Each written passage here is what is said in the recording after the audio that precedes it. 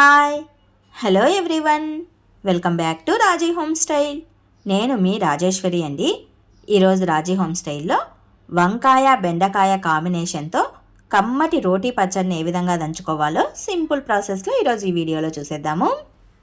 ఈ వంకాయ బెండకాయ రోటీ పచ్చడికి మనకు ముందుగా కావాల్సినవి వంకాయలు 3, బెండకాయలు ఒక 5-6 అయితే సరిపోతాయి.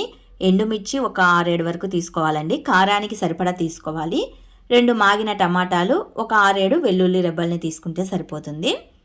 స్టవ్ పైన మనం రోటీలు పుల్కాలు కాల్చుకునే స్టాండ్ పెట్టేసేసి అందులో శుభ్రంగా కడిగేసిన వంకాయల్ని ఇక్కడ వీడియోలో చూపిస్తున్న విధంగా అగ్గి సెగకు కాల్చుకోవాలి. పల్లెల్లో అయితే ఎక్కువగా అగ్గి నిప్పుల పైన వీటిని కాల్చుకొని చేత్తో నలుచుకుంటూ ఉంటారు. టౌన్లో ఉన్న వాళ్ళకి కట్టెల పొయ్యిలు అవైలబుల్గా ఉండవు. సో ఈ విధంగా కూడా మనం పచ్చళ్ళు చేసుకోవచ్చు. స్టాండ్ పెట్టేసి స్టాండ్ పైన వంకాయల్ని, బెండకాయల్ని, టమాటాలని ఇలా సన్నని సెగ పైన కాల్చుకున్నామంటే అవి చక్కగా కాలుతాయి. చూడండి, కొద్దిసేపటి తర్వాత అటు ఇటు తిప్పుకుంటూ ఈ విధంగా కాల్చుకోవాలి. ఫస్ట్ వంకాయల్ని కాలనివ్వండి. వంకాయలు కాలటానికి టైం ఎక్కువగా పడుతుంది. తర్వాత టమాటాని, బెండకాయని కాలనివ్వండి. ఎండుమిర్చి అయితే ఈజీగానే తొందరగానే కాల్చేసుకోవచ్చు. ఇలా కాల్చుకోవాలి. మనం వంకాయల్ని చేత్తో నొక్కితే కనుక లొట్ట పడే విధంగా కాల్చుకోవాలి. అప్పుడే అవి చక్కగా కాలినట్టు. బెండకాయల్ని కూడా అటు ఇటు తిప్పుకుంటూ లైట్గా కాల్చుకోవాలండి. ఎక్కువగా మాడిపోనివ్వకూడదు. ఇవి మాడిపోతే పచ్చడి అనేది చేదొస్తుంది. ఇలా అన్నీ కాలిన తర్వాత కాసేపు చల్లారనివ్వండి, పక్కన పెట్టేసేయండి. ఇవన్నీ కొద్దిసేపు చల్లారిన తర్వాత రోటీని శుభ్రంగా ఒక క్లాత్తో నీట్గా తుడిచేసేసి ఎండుమిర్చిని తొడిమలు లేకుండా ఒలిచి వేసుకోవాలి. ఇందులోనే మన రుచికి సరిపడా గల్లుప్పును కూడా వేసేసుకొని పౌడర్ లాగా మెత్తగా దంచేసుకోవాలి. ఇవి బాగా మెత్తగా మెదిగిన తర్వాత బెండకాయలకి తొటిమలు ఉంటాయి కదా, మొదట చివర ఆ తొటిమల్ని ఇలా సిజర్తో కట్ చేసేయండి. కట్ చేసి వేసుకోవాలి. కత్తితో కానీ కట్ చేసేయండి, సిజర్తో కానీ కట్ చేసేసి తొటిమల్ని ఒలిచేసేసి వేసుకోవాలి అనమాట.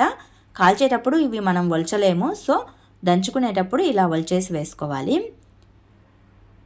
ఇందులోనే వంకాయను కూడా పైన బొప్పినంతా తీసేసి, కాలిన బొప్పి ఉంటుంది కదా వంకాయకి, ఆ బొప్పినంతా కూడా తీసేసేసి వంకాయలు కూడా వేసుకోవాలి.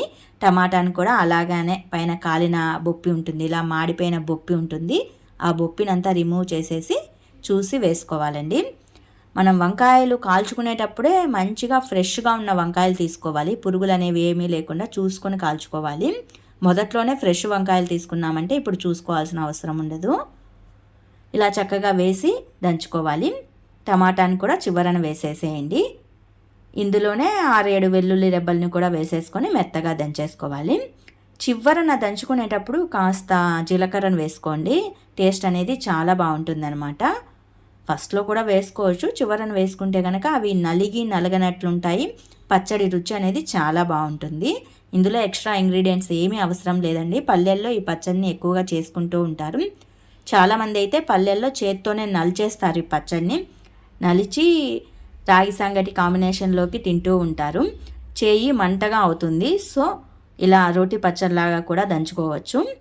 ఇది పల్లె పచ్చడి అని చెప్పచ్చు. వంకాయ బెండకాయ కాంబినేషన్తో టేస్ట్ అయితే సూపర్గా ఉంటుంది. కారం కారంగా మంచి టేస్టీతో ఉంటుంది.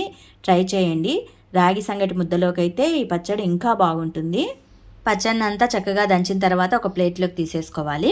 ఈ పచ్చడికి పోపు పెట్టుకున్నామంటే ఇంకా బాగుంటుంది. కాస్త తిరువాత వేసుకున్నామంటే పచ్చడి టేస్ట్ అనేది చాలా బాగుంటుంది.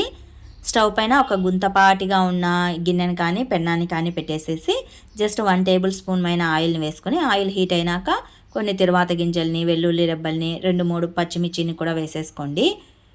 ఈ పోపు అంతా చక్కగా వేగిన తర్వాత దంచిపెట్టి ఉంచుకున్న పచ్చడిని ఈ పోపుకి యాడ్ చేసుకోండి. ఎక్కువసేపు ఉండాల్సిన అవసరం ఏమీ లేదు. పచ్చడి వేసేసిన తర్వాత స్టవ్ ఆఫ్ చేసేసుకుంటే సరిపోతుంది. ఆయిల్ అంతా పచ్చడికి పట్టే విధంగా కలుపుకోవాలి, అంతే అన్నమాట.